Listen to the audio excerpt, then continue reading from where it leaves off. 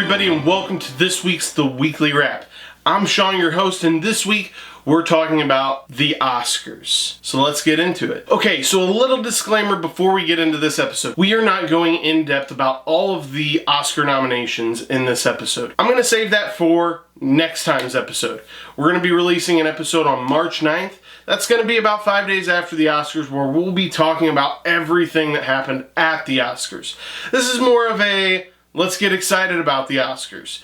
Let's talk about what you're hoping to see win at the Oscars. I'm going to leave a link down below to my favorite Oscar ballot and, print it off. Fill it in. Let us know what you think is going to win down in the comment section below. Heck, even send a snapshot of your ballot. Let's see who wins, all right? Okay. So, Best Picture nominations. We have a lot of Best Picture nominations to go through. 9 in total. And personally, I've only seen just barely a handful of these films. It's really sad. But I do hope to see all of them by the time the Oscars air on March 4th on ABC. So, first nomination, Call Me By Your Name. It's a popular book made into a movie. I don't know much about it. I know it's about two males in a relationship who are trying to navigate their life. Sounds interesting. Definitely got to check it out. We also have Darkest Hour, which is about Winston Churchill. I've had a lot of friends that have seen this, and they say it's incredibly well done. Winston Churchill's played by Gary Oldman, and they do all sorts of prosthetics and everything to make him look like Winston Churchill. Definitely got to see this one. Also, Dunkirk, the big Christopher Nolan summer movie about the Battle of Dunkirk. I saw this in IMAX in 70mm film. It was incredibly well done. Enjoyed it. I did think that Nolan's editing style kind of hindered this movie a little bit, but I also think the story that he was telling, there was no other way to do it. Also, the movie Get Out. Now, I'm not a big fan of horror movies, so I did not see this movie when it came out. Honestly, was surprised to find out that it was nominated for an Oscar. But what I do know is that this was one of the best horror movies, scary movies, whatever you want to classify it as, of the year. Many people I've talked to that have seen this movie have said it is a must-see, and now I must see it. Also, we have Lady Bird. Saw this one. It was great. It kind of had a Boyhood-esque vibe to it. Not to the same extent of Boyhood, because obviously they didn't film her over multiple years.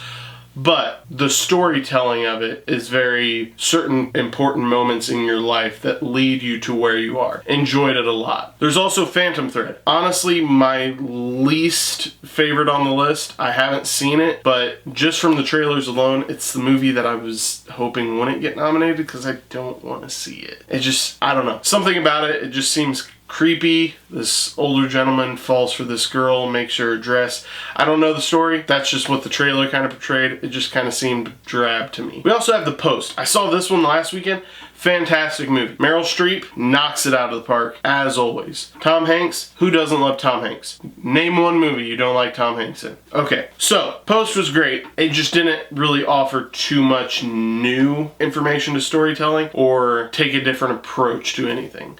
I enjoyed it. Thought it was really well done, but I don't necessarily know that it's going to win Best Picture. We also have The Shape of Water. This honestly has been on my must-see list for the longest time, and I missed it. It was at the theater for like a week, and it was gone. Really crazy. But it is about a deaf girl who falls in love with a fish man. It looks cool. The government's doing all sorts of experiments. It's around the Cold War, I believe, and they don't want him falling into the Russians' hands. Seems like a fun movie. Definitely got to check that one out. And the last movie, the last Best Picture nomination we get to talk about is 3 Billboards Outside of Ebbing, Missouri. Yes, that is the full title. Personally, this is my favorite movie out of the list so far. This movie was incredibly captivating right from the get-go. I mean, just to give you the brief summary, a woman's daughter is raped and murdered, and she decides to take the 3 billboards that nobody uses in her town and ask the police why they haven't done anything.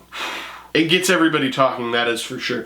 But this movie was beautifully well done. I can't say enough. All of the actors did an incredible job. Sam Rockwell, incredible in his role. Woody Harrelson, incredible in his role. I don't know the actress's name, which is really bad. Should have had that typed out.